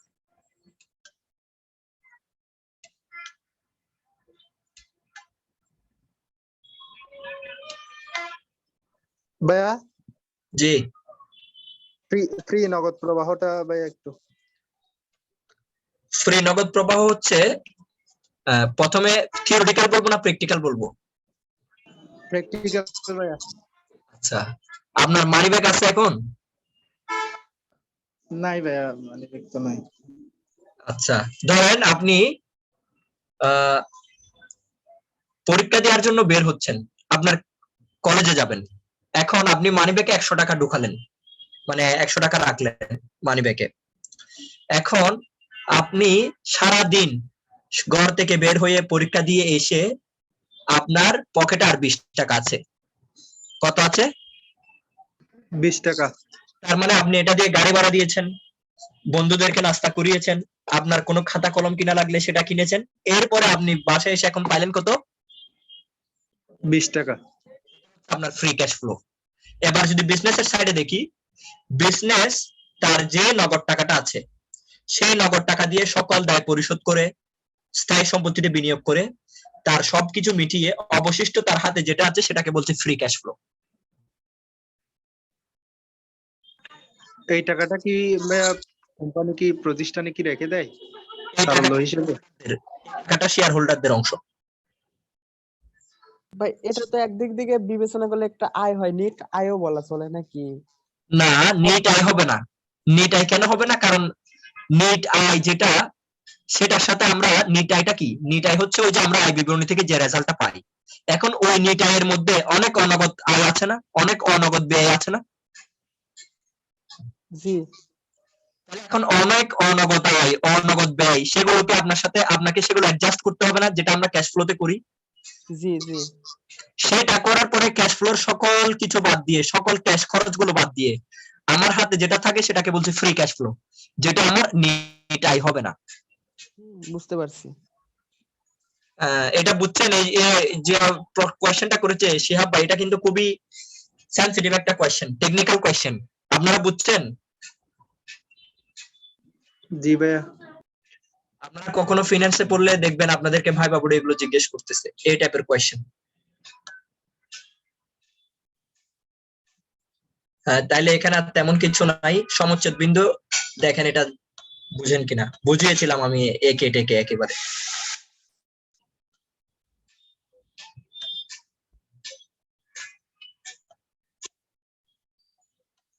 এই চিত্রটা আপনি পড়াছিলেন যে তখন তেমন আয়ত্ত হয় নাই।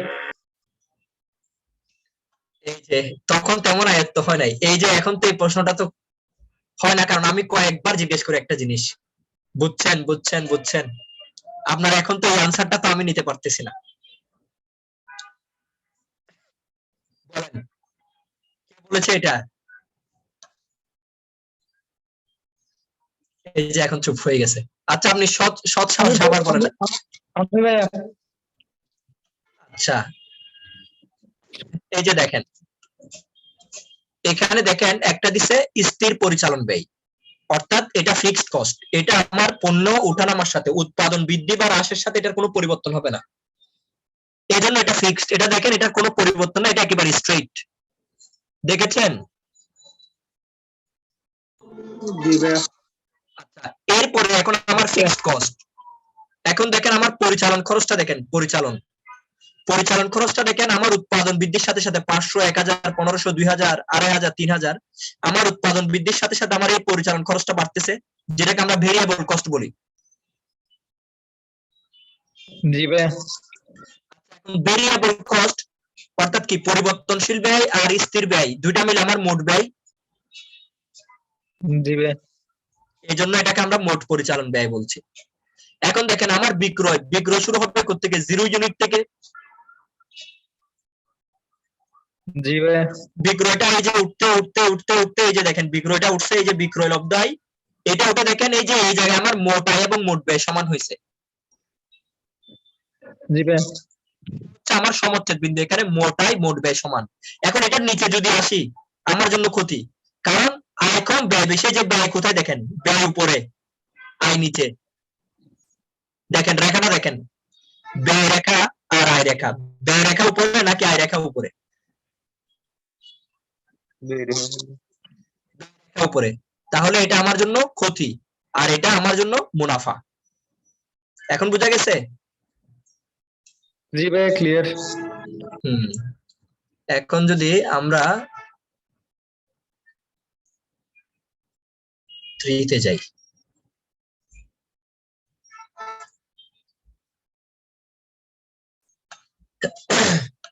হ্যাঁ বলছি, দেখেন, আমাদের একটা প্রশ্ন আসছিল নিমজ্জিত তহবিল সম্পর্কে, ওইটা একটু বুঝিয়ে দিলে ভালো হতো এই রিটেন প্রশ্নে। Sinking fund. আচ্ছা ওইটা বুঝতে পারছিলাম না। আচ্ছা ঠিক আছে, আমি বুঝিয়ে দিব। এটা একটু শেষ করে যাই, এটা শেষ করে যাওয়ার পরে আমি এটা বুঝিয়ে দিচ্ছি। আগে আজকের ক্লাসের এই ইয়াগুলো একটু শেষ করে যাই, ঠিক আছে? এখানে কারো কোনো প্রশ্ন আছে কিনা দেখেন।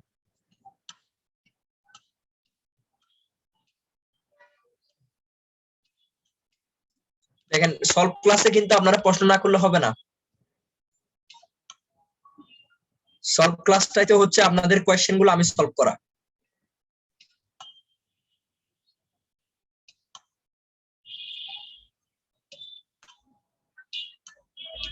ভাইয়া জি, মুদ্রা বাজার ঋণ আর ব্যাংক ঋণের মধ্যে পার্থক্য কি? আচ্ছা, মুদ্রা বাজারটা হচ্ছে জেনারেলি এটা ওই আপনার এখানে ওই সিকিউরিটিজ ক্রয় বিক্রয় হয়, সিকিউরিটিজ ক্রয় বিক্রয় হয়। আর ব্যাংক ঋণের ক্ষেত্রে যেটা হয় সেটা হচ্ছে ব্যাংক কোনো সিকিউরিটিজ ক্রয় বিক্রয়ের মাধ্যমে লোন দেয় না, কোনো ব্যক্তিকে লোনটা দিচ্ছে। এখানে কোনো ধরনের সিকিউরিটিজ ক্রয় বিক্রয় হয় না, বুঝছেন? জি ভাইয়া।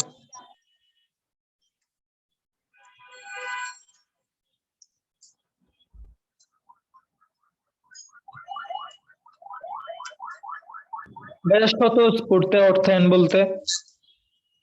যে আরেকবার যদি বলতেন। স্বতঃস্ফূর্ত অর্থায়ন। আচ্ছা, স্বতঃস্ফূর্ত অর্থায়ন মানে যে অর্থায়নটা ব্যবসায় পরিচালনার মাধ্যমে হয়, মানে ব্যবসার মাধ্যমে হয়। ধরেন পারস্পরিক সদ্বিশ্বাসের মাধ্যমে।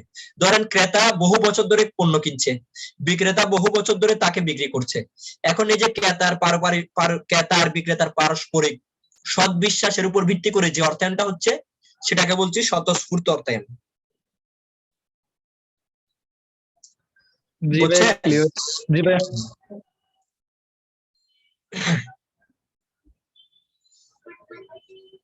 আর কারো কোনো প্রশ্ন?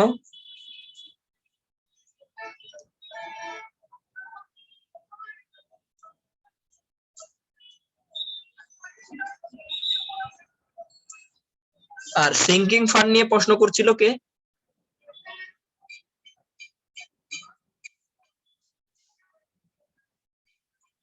সিঙ্কিং ফান্ড নিয়ে প্রশ্ন করেছিল কে?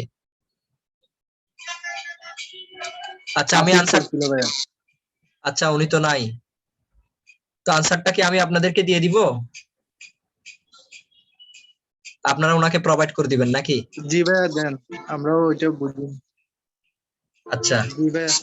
সিঙ্কিং ফান্ড হচ্ছে ধরেন কোম্পানি যখন বন্ড ইস্যু করে, বন্ড দীর্ঘমেয়াদী লোন যখন নেয়, তখন এই লোনটা তো কোম্পানিকে পরিশোধ করতে হবে। এখন এই দীর্ঘমেয়াদী লোনটা পরিশোধ করার জন্য কোম্পানি যে ফান্ডটা রেডি করে সেটাকে আমরা বলছি সিঙ্কিং ফান্ড। এই ফান্ড দিয়ে শুধুমাত্র দীর্ঘমেয়াদী দায় পরিশোধ করবে? হ্যাঁ হ্যাঁ হ্যাঁ, বন্ড অথবা লং টার্ম ডেপ্ট।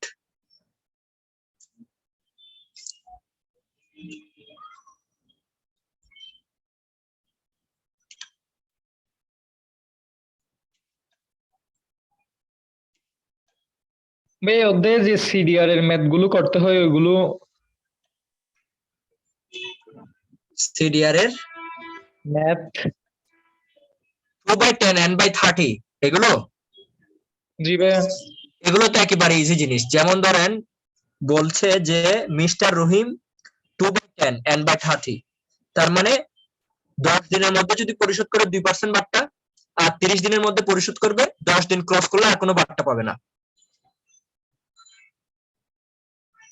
ঠিক কিনা? জি ভাইয়া। তাহলে এক্ষেত্রে এটা তো একেবারে সিম্পল জিনিস। ধরেন 1000 টাকার 2% বাট্টা, তাহলে 1000 টাকার 2% কত টাকা? 20 টাকা, নাকি? জি ভাইয়া। তো এই যে 20 টাকা, এখন যদি আমাকে নিটটা বের করতে বলে তাহলে 1000 টাকার 20 টাকা মাইনাস করে দিলে 980 টাকা। জি ভাইয়া।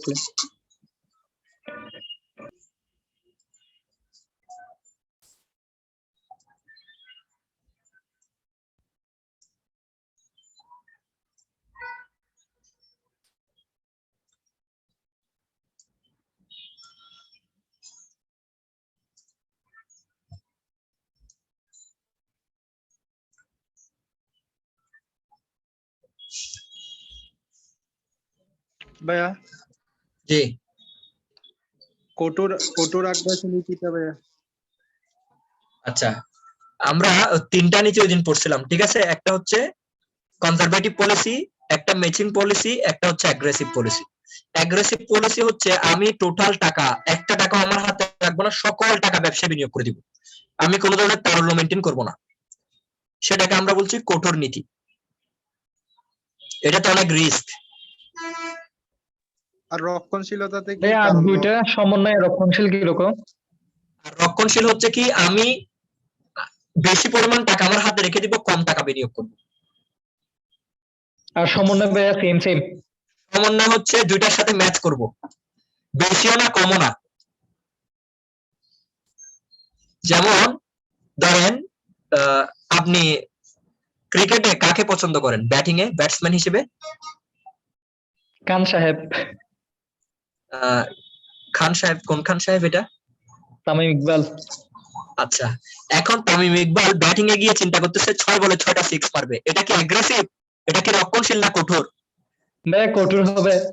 হ্যাঁ, এখন আবার রক্ষণশীল হচ্ছে তামিম সাহেব বলতেছে আমি 5টা দিব, একটা বল সিক্স মারবো, এটা কি? বুঝিনি ভাই, কটা আটকে আসছে আপনার? একটা হচ্ছে তামিম সাহেব একটা নীতি ফলো করতেছে, আজকে এই ডিজে ব্রাভোর বল 6 বলে 6টা সিক্স মারবো, কোন নীতি এটা? এটা ভাই অ্যাগ্রেসিভ, কঠোর নীতি। কঠোর নীতি। আবার বলছে যে না, 5 বল আমি ট্যাকেল দিব, কোনো রান দিব না, আর এক বল 5 বলে শুধু সবগুলো ট্যাকেল দিব, আর এক বলে একটা সিক্স মারবো, এটা কি? রক্ষণশীল। হ্যাঁ, আর আরেকটা পলিসি নিতেছে যে 6 বলে 3টা সিক্স মারবো আর 3টা ট্যাকেল দিব। এটা তো ধরেন সমন্বয়, অ্যাডজাস্ট। এই তো শেষ। বিজনেসের ক্ষেত্রে এটা, আমার পকেটে 100 টাকা আছে, টোটাল 100 টাকা বিনিয়োগ করে দিব, এটা কোন নীতি হলো? এটা ভাই কঠোর নীতি, সবগুলো টাকা বিনিয়োগ করলে। হ্যাঁ, আর আমার পকেটে 100 টাকা আছে, 20 টাকা বিনিয়োগ করবো, 80 টাকা রেখে দিব। জি ভাই, এটা রক্ষণশীল। 100 টাকা 50 টাকা বিনিয়োগ করবো, 50 টাকা রাখবো। এটা ভাই সমন্বয়। হ্যাঁ, শেষ।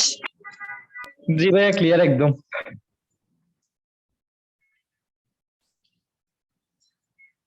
আমাদের স্যাররা বুঝছেন আমাদেরকে এভাবে ফাইন্যান্স করে নাই, এরা এসে লেকচারই দিয়ে যাইতো।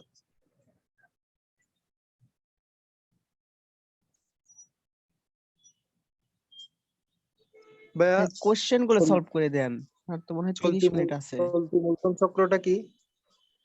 বুঝি নাই, আবার চলতি মূলধন চক্রটা ভাইয়া। চলতি মূলধন চক্রটা হচ্ছে যে আমার প্রতিষ্ঠানে দৈনন্দিন আমার ব্যবসা প্রতিষ্ঠানটাকে সচল রাখার জন্য যে খরচটা হচ্ছে সেটাকে মেটানোর প্রক্রিয়াটাকে বলছি চলতি মূলধন চক্র। আর কোয়েশ্চেন সলভের কথা কে বলেছে? শিহাব ভাই। জি ভাই। আচ্ছা, কোয়েশ্চেনের আনসার গুলো আমি দিয়ে দিব আপনাদেরকে এখনই। পরীক্ষা শেষ হয়ে গেছে না? জি ভাই, শেষ হয়েছে। জি ভাই, অনেক আগে। এটার জন্য কি ওনারা কোনো নাম্বার দিছে আপনাদেরকে, মার্কিং করছে? না না না ভাই, এইটা আমাকে দিতে বলছে। হ্যাঁ, এটা সলভ করে দিলে ভালো হতো ভাইয়া। ঠিক আছে, সলভ করে দিন। দীর্ঘমেয়াদী অর্থায়ন নিয়ে একটু বলে দেন, তারপর সলভ করলে ভালো হবে। দীর্ঘমেয়াদী অর্থায়ন গত ক্লাসে দীর্ঘমেয়াদী অর্থায়ন থেকে আর পড়াতে পারেন না ভাই, আপনার নেট প্রবলেম করছিল যে, আর জয়েন হতে পারেন নাই। এটা কতটুকু করছিলাম আমরা? ওই স্বল্প মেয়াদী অর্থায়ন পর্যন্ত শেষ করছিলাম, মধ্যমেয়াদী অর্থায়ন থেকে মনে হয়। দীর্ঘমেয়াদী অর্থায়ন দাঁড়ান, দীর্ঘমেয়াদী অর্থায়ন থেকে মনে হয় করা হয় নাই। হ্যাঁ হ্যাঁ, এগুলো হয়তো আমরা করছিলাম শেয়ারের পরে গিয়ে আমরা মনে হয় একটু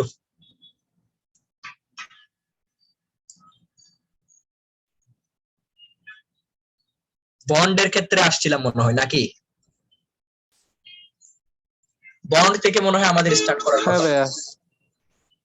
আচ্ছা, বন্ড হচ্ছে কি? বন্ড হচ্ছে একটা দীর্ঘমেয়াদী ঋণপত্র যেটা কোম্পানি বা কোনো প্রতিষ্ঠান বিক্রি করে দীর্ঘমেয়াদী অর্থ সংগ্রহ করে।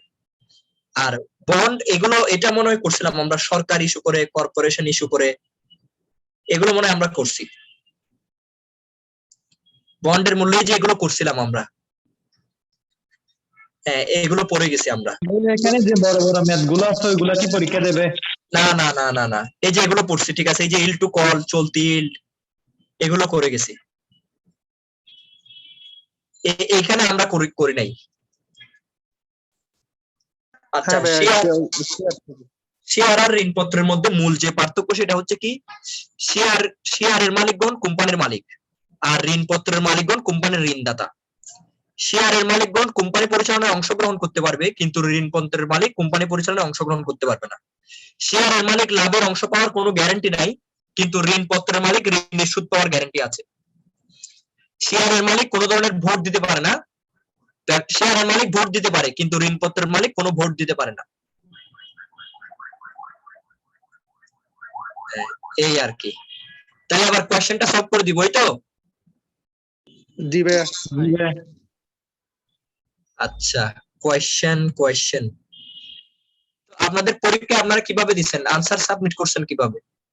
এমনিতে খাতায় লিখে রাখছি। কোয়েশ্চেনটা দেখানো হয়েছে, খাতায় লিখে রাখছি উত্তরগুলো। আচ্ছা, তাহলে আবার এখন আমি যে সলভ করে দিই, যদি আপনারা উত্তর চেঞ্জ করে দেন তখন? না আচ্ছা, ভাইয়া, কোনো মার্ক দিচ্ছে না। আর কি উত্তর চেঞ্জ করবেন না, এটার গ্যারান্টি দিতে হবে। হ্যাঁ ভাইয়া, চেঞ্জ করবো না। করে দিবেন? কেন ভাইয়া এই নাম্বার নিয়ে কি করব? হ্যাঁ, ঠিক আছে।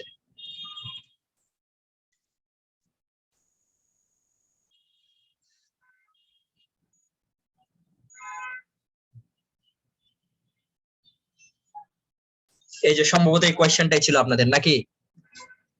জি ভাইয়া। জি ভাইয়া। এই যে আমি আনসারও রেডি করে রাখছি, এই যে আনসার আপনাদের, লিখে ফেলেন।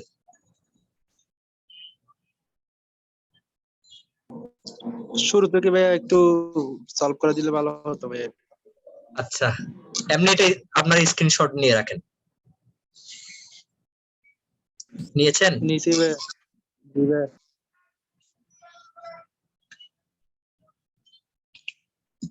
আচ্ছা, প্রতিষ্ঠানের ঋণ ও ইকুইটির মিশ্রণকে আমরা কি বলি? Capital structure. হ্যাঁ। অগ্রাধিকার শেয়ার ভাইয়া। না, এখানে কি অগ্রাধিকার শেয়ার আছে? এখানে মূলধন কাঠামো হবে, বাংলায় মূলধন কাঠামো। মূলধন কাঠামো, ক্যাপিটাল স্ট্রাকচার। ঠিক আছে। আচ্ছা, জি ভাইয়া। কোন ফার্মের দীর্ঘমেয়াদী লক্ষ্য কি? ওয়েলথ ম্যাক্সিমাইজেশন নাকি? এটা হচ্ছে ভাই আপনার শেয়ারের মূল্য, সাধারণ শেয়ারের মূল্য বাড়ানো। B number, maximising the value of common stock. Yes, ওটা তো আমি ওখানে বলছি। ওয়েলথ ম্যাক্সিমাইজেশন মানে কি? শেয়ারের মূল্য বৃদ্ধি। শেয়ারের মূল্য বৃদ্ধি। সম্পদ সর্বাধিকরণ লক্ষ্যে আর্থিক পরিকল্পনা গ্রহণ, প্রয়োজনীয় অর্থ সংগ্রহ, তহবিল ও মুনাফা বন্টনের জড়িতকে কি বলি? Financial management. জি ভাই, এ নাম্বার, ফাইন্যান্সিয়াল ম্যানেজমেন্ট। ব্যবসায়ের কর পরবর্তী আয় সর্বাধিকরণের সাথে জড়িত ব্যবসায়ের লক্ষ্য কোনটি? এটা প্রফিট ম্যাক্সিমাইজেশন। না, এটা হবে আর্নিং পার শেয়ার ম্যাক্সিমাইজেশন, ইপিএস। কিভাবে ভাইয়া এটা? এখন দেখেন, ব্যবসায়ের কর পরবর্তী। দুইটা পড়েছিলেন? হ্যাঁ হ্যাঁ, গুরুত্ব ভাই দুইটা পড়েছিলেন। আচ্ছা দাঁড়ান, আমি আগে একটু চিন্তা করি। ব্যবসায়ের কর পরবর্তী আয়, হ্যাঁ ঠিক আছে, প্রফিট ম্যাক্সিমাইজেশন। ইপিএস এটাতে যাবে না, ইপিএস হচ্ছে এটা শেয়ার মার্কেটের সাথে, শেয়ার প্রাইসের সাথে। উদ্বৃত্ত পত্রের ডান পাশে অথবা নিচের অংশে যে সকল হিসাবের জের দেখানো হয় তা অর্থায়নের কি? বলেন। 5 নাম্বার। ই নাম্বার হতে পারে। না, মোটেও না। দেখেন, আমরা ব্যবসায় উদ্বৃত্ত পত্রের ডান পাশে কি? ডান পাশে দায়সমূহ। মালিকানা সত্ত্ব, দায় ও মালিকানা সত্ত্ব। জি ভাইয়া। বাম পাশে কি? সম্পদ। দায় ও মালিকানা সত্ত্ব থেকে আমরা কি করে থাকি? ফাইন্যান্সিং করে থাকি না? জি ভাইয়া। তাহলে আনসার কি হবে? ফাইন্যান্সিং। বুঝছেন? এটা বুঝছেন? তাহলে আমি আরো ক্লিয়ার করব। আরেকটু ক্লিয়ার করবেন ভাইয়া। উদ্বৃত্ত পত্রের আমাদের বাম পাশে থাকে কি? আচ্ছা, উদ্বৃত্ত পত্রের উপরে কি থাকে? সম্পদ না? জি ভাইয়া। নিচে কি থাকে? দায় ও মালিকানা সত্ত্ব। জি ভাইয়া। আমরা যখন ফাইন্যান্সিং করি তখন দায় ও মালিকানা সত্ত্ব থেকে তো ফাইন্যান্সিং করি। হয় লোন নিলে দায় হয়ে যায়, আর নাহলে শেয়ার বিক্রি করি, শেয়ার বিক্রি করলে মালিকানা সত্ত্বের সাথে সম্পর্কিত হয়। তাহলে এখন এটা আমার কি কাজ? ফাইন্যান্সিং এর কাজ। আর অ্যাসেটের সাইডটা কি? আমার investment.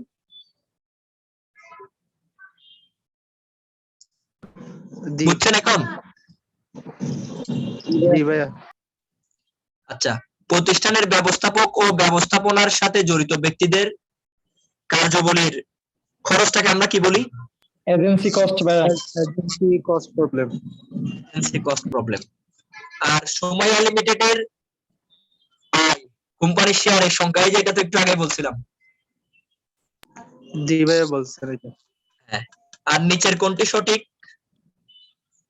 C number. Profitability moves together with risk. হ্যাঁ, এটা বুঝছেন বাকিরা সবাই? না ভাইয়া এটা বুঝি নাই।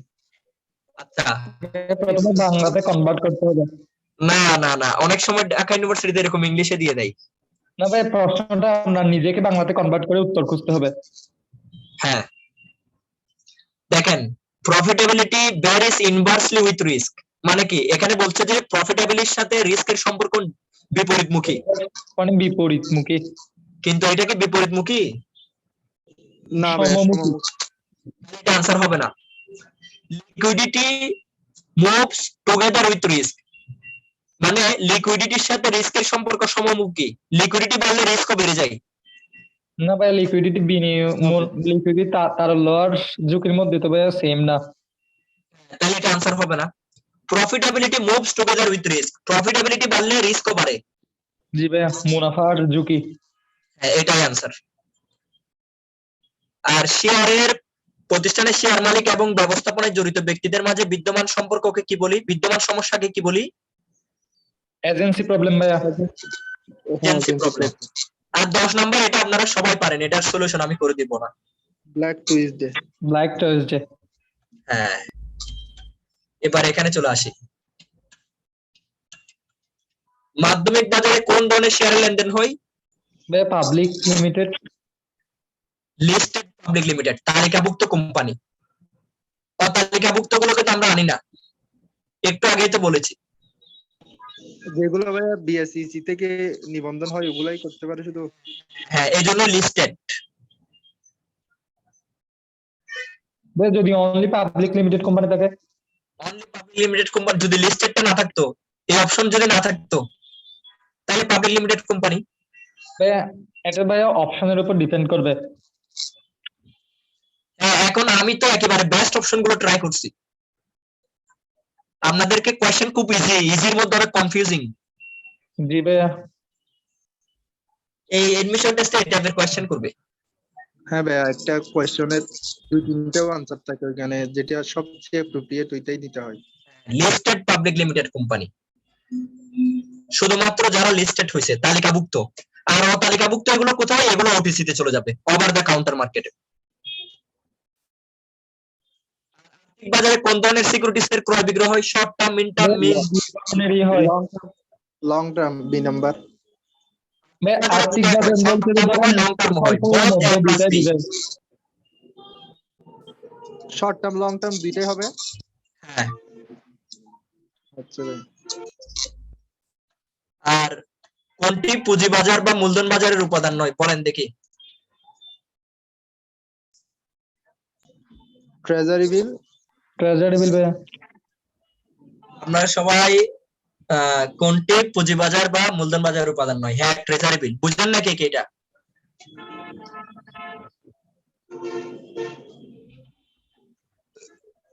সবাই বুঝছেন এটা? আচ্ছা, সিকিউরিটিজ বা বন্ডটা কেন হয় না ভাইয়া? বন্ড বা ট্রেজারি বন্ডটা কেন হয় না? ট্রেজারি বন্ড, এটা দেখেন এখানে বলছে মূলধন বাজার। মূলধন বাজার কোনটা? যে বাজারের মেয়াদ 1 বছরের বেশি সময়। ট্রেজারি বন্ডের মেয়াদ 1 বছরের বেশি। ট্রেজারি বিলের মেয়াদ 1 বছর সর্বোচ্চ। তাহলে 1 বছরের বন্ডের মেয়াদ 1 বছরের বেশি। বন্ডের মেয়াদ, ট্রেজারি বন্ডের মেয়াদ এগুলো 1 বছরের বেশি সময়। কমন স্টক, প্রিফার্ড স্টক এগুলো 1 বছরের বেশি। ট্রেজারি বিল 1 বছরের কম, যার কারণে এটা পুঁজি বাজার বা মূলধন বাজার না, এটা হবে মুদ্রা বাজারের হাতিয়ার। দিবে। বন্ড আর ট্রেজারি বন্ড কি একই? না, ট্রেজারি বন্ড সরকার ইস্যু করে, বন্ড কোন কোম্পানি ইস্যু করে। আচ্ছা ভাইয়া। 4 নাম্বার দেখেন, নিচের কোনটি বাট্টায় বা অবহারে বিক্রয় করা হয়? ভাইয়া ট্রেজারি বন্ড, সরকারের বন্ডগুলো। স্যার কি আনসার তো ভুল করছেন, এটা হবে E, both A plus B। Commercial পেপারও তো আমরা বাট্টায় বিক্রি করি। জি ভাইয়া ট্রেজারি বিল ও হয়। তাহলে এই আনসারটা চোখে পড়ে নাই? না ভাইয়া খেয়াল করি নাই।